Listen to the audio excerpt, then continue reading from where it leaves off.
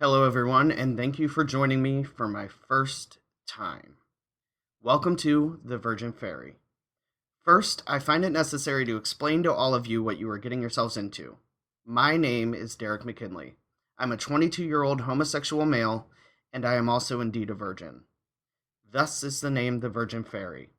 I don't mean to offend anyone with the name. It's just that I'm trying to make light of being a 22-year-old virgin, who is also a homosexual. It's funny because it sounds like the Virgin Mary.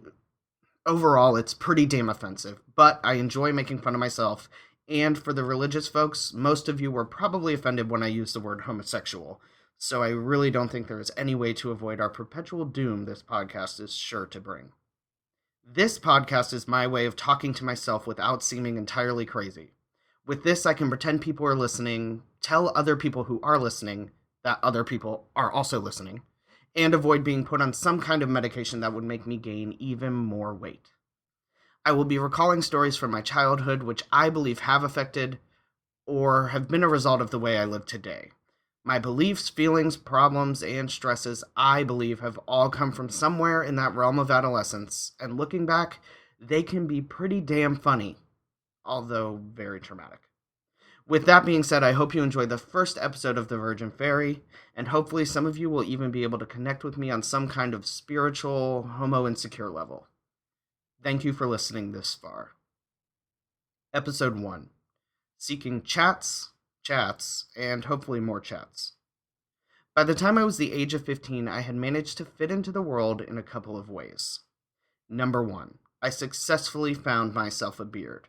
Not a real face of hair, which I find makes any guy instantly more attractive. I still struggle at this kind of beard today. But a walking, talking, self-cleaning human being with a vagina that I could call my girlfriend. Technically, that is what she was. We walked around together, and she tried desperately to have me partake in some kind of physical interaction. Unfortunately, I wasn't ready to clutch our hands that tightly.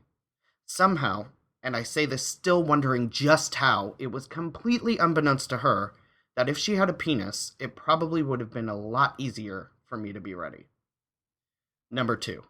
I had a solid group of friends. I found myself lucky in this sense, as I had never moved growing up. So the friends I had in preschool were the friends I had in elementary school.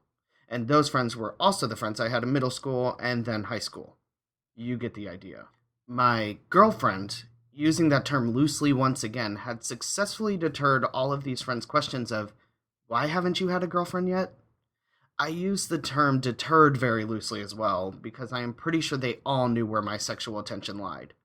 I still say a silent thank you to all of my straight friends who stood by my side, even with my uncontrollable 15-year-old staring of their straight boy football player-esque bodies. Number 3. I had finally gotten an iPhone. I feel like my generation grew up on getting the new kind of phone. The first one I can remember people getting is the Motorola Razr. Apparently by calling things that weren't razors, they instantly got wanted by all of the children of the North American world. That year, a Razr scooter was my Christmas gift, and my best friend received a pink Motorola Razr phone.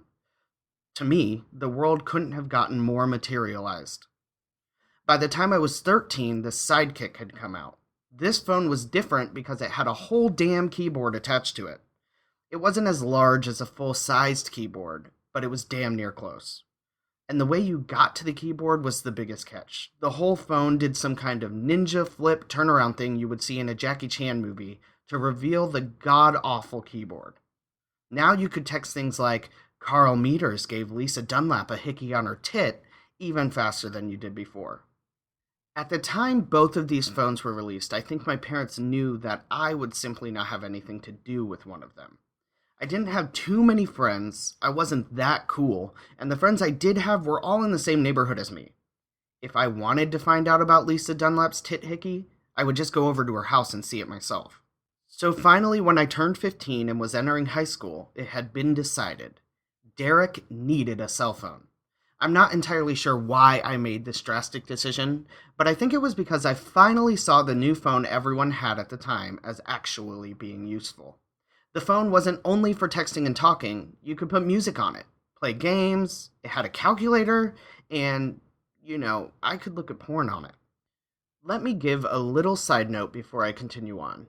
The timeline of these stories might be a little skewed. I'm not a cell phone historian, and some of the facts in these stories might be a little off. For example, Lisa Dunlap is a name I just made up to protect the real Tit-Hickey girl. So any of those names you hear are entirely fictional. I will say, as we continue on, that my main reason for desiring an iPhone at this time in my life was for the exact reason I am telling you. And although it is extremely embarrassing, I'm down to get embarrassed for the comfort in knowing others can hopefully relate.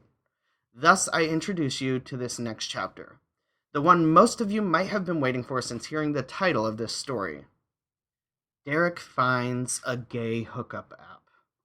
If you don't know what a gay hookup app is, I'll allow you to pause and search for it on Google as long as you remember not to judge me and remember that I am a virgin.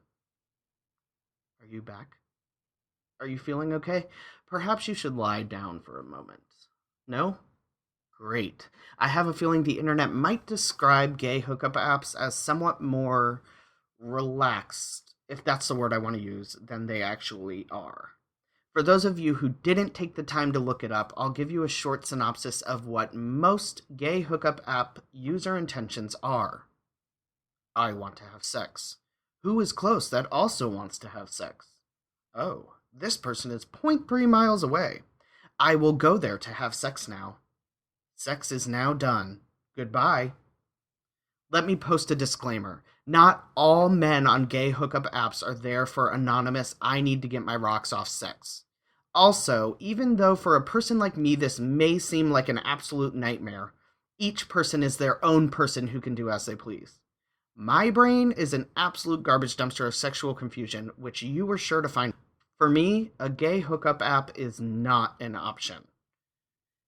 And for 15-year-old me, this was not entirely an option, but I was young. I was more confused than I am today about sex, if that's even remotely possible. I saw this as an outlet. I saw this as a way to talk to the openly gay community like I had never before. I could be anonymous, I could say the words "I'm gay," and I could receive help. God, I was an idiot. My profile was a picture of dark. Nothing to be seen of 18-year-old Dylan.